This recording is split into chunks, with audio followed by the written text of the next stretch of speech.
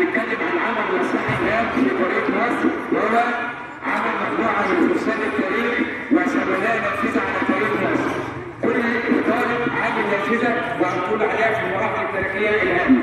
اول حاجه هنتكلم عليها الدوله الدينيه والمنظمه الملكيه الاسلاميه.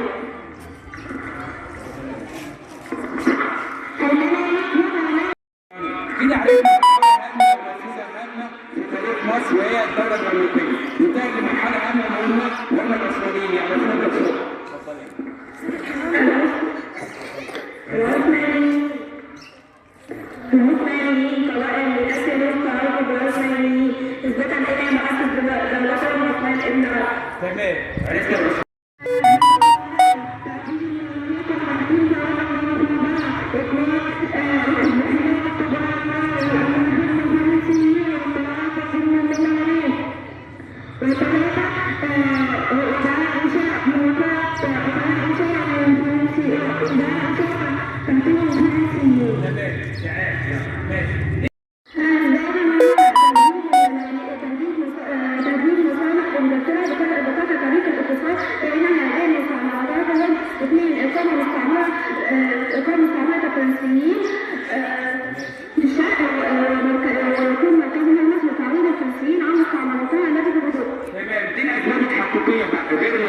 نيجي بقى عن ثورة الشعب المصري ضد الظلم والاضطهاد، دي حاجة مهمة.